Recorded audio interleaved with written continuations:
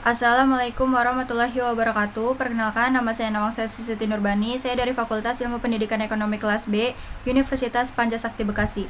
Di sini saya akan memaparkan video materi untuk memenuhi ujian tengah semester mata kuliah PKN dengan dosen pengampu Ibu Rozayenita, SPD, MPD.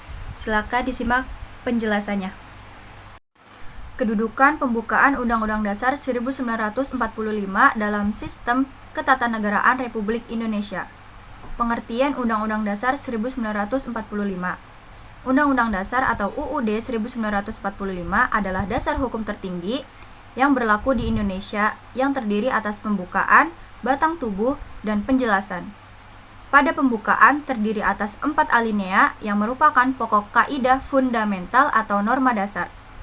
Pembukaan Undang-Undang Dasar 1945 mengandung nilai-nilai yang dijunjung tinggi oleh bangsa-bangsa yang berada di seluruh dunia. Nilai-nilai tersebut mampu menampung dinamika masyarakat sehingga akan tetap menjadi landasan perjuangan bangsa dan negara selama Indonesia masih setia terhadap proklamasi 17 Agustus 1945. Bagaimana kedudukan pembukaan Undang-Undang Dasar 1945 dalam Sistem Ketatanegaraan Republik Indonesia?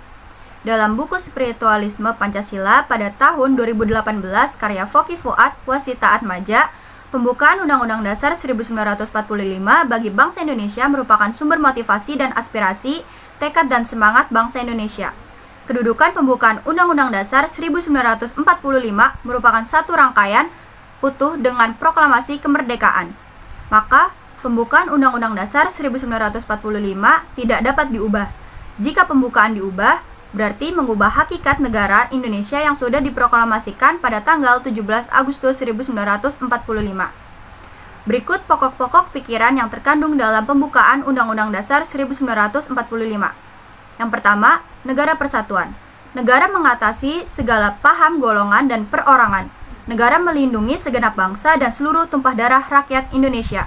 Yang kedua, negara hendak mewujudkan keadilan bagi seluruh rakyat Indonesia. Negara menganut paham negara kesejahteraan. Yang ketiga, negara yang berkedaulatan rakyat. Negara Indonesia adalah negara demokrasi.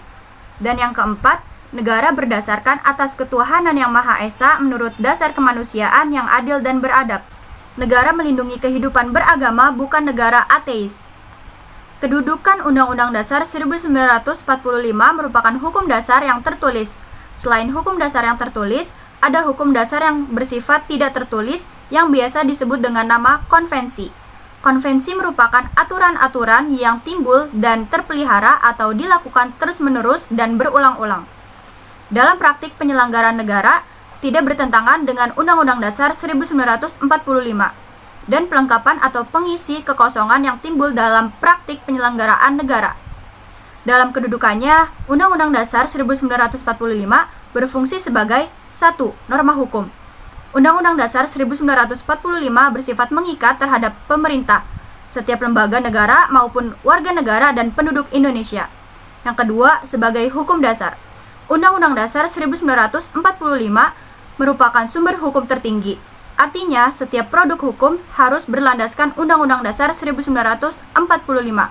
Dan sebagai alat kontrol, yaitu mengecek apakah norma hukum yang lebih rendah sesuai dengan Undang-Undang Dasar 1945. Sekian dari saya, kurang lebihnya mohon maaf. Wassalamualaikum warahmatullahi wabarakatuh.